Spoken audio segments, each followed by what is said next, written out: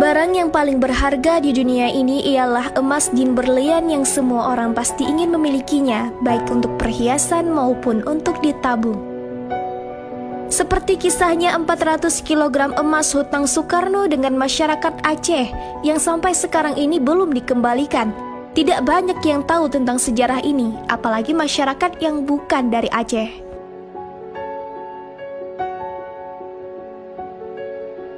Yang mereka tahu adalah pesawat dan emas di Monas. Lebihnya lagi, mereka hanya mengklaim bahwa Aceh adalah pemberontak dan ganja.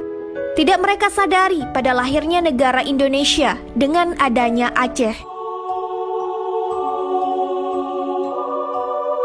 Emas sebanyak 400 kg yang dipinjam pada masa pemerintahan Presiden Soekarno itu merupakan milik Lebe Ali, seorang pengusaha atau saudagar asal Rempelam, Kecamatan Rikit Gaib, Kabupaten Gayo Lues, Aceh.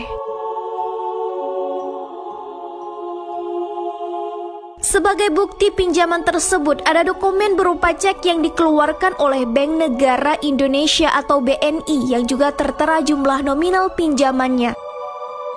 Pinjaman tersebut berupa cek senilai 400 kg emas sesuai dengan bukti cek yang dikeluarkan Bank Negara Indonesia atau BNI tertanggal 30 Juni 1941. Sebagaimana dikutip oleh tim Mu'alim TV dari surat yang kami peroleh dari ahli warisnya. Tak bisa dipungkiri bahwa utang wajib dibayar dengan apapun ceritanya. Seandainya kita mati, ahli waris wajib karena tidak ada jalan lain selain membayar.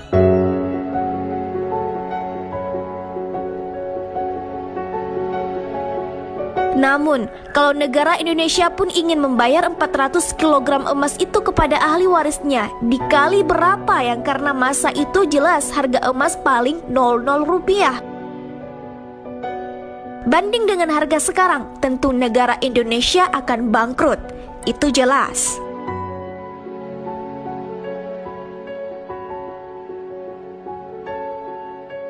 Karenanya, surat hutang antara pemerintah Indonesia dengan masyarakat Aceh bukan saja emas 400 kg saja yang belum dibayar, walaupun negara sudah hampir 80 tahun, ditambah lagi dengan hutang uang yang disurat Aceh. Seperti viralnya Nyak Sandang surat utang piutang itu yang diteken langsung oleh Presiden pertama RI yaitu Soekarno.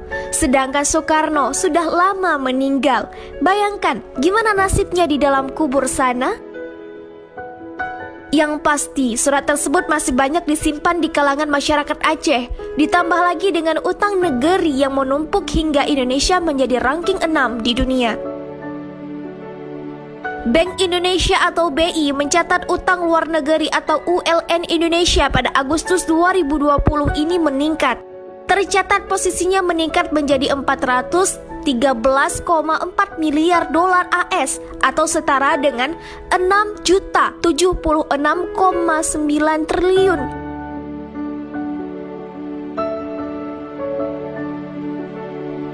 Bank Indonesia atau BI mencatat utang luar negeri atau ULN Indonesia pada Agustus 2020 ini meningkat.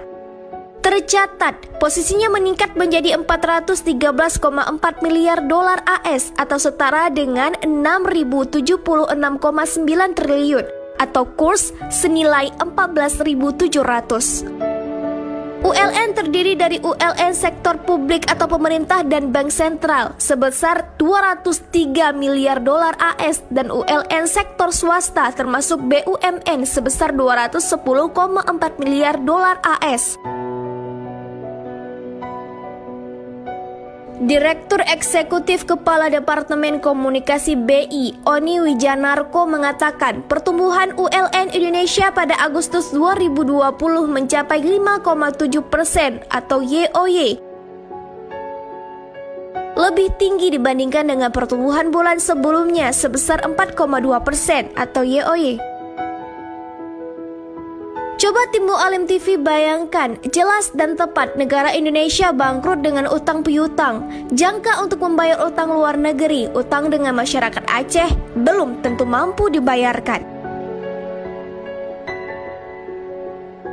Siapa saja yang berutang lalu berniat tidak mau melunasinya, maka dia akan bertemu Allah pada hari kiamat dalam status sebagai pencuri. Hadis riwayat Ibnu Majah. Begitulah sepatah kisah hutang negara Republik Indonesia yang belum dibayar sampai saat ini kepada masyarakat Aceh. Kami Timo Alem TV, sampai jumpa di lain waktu.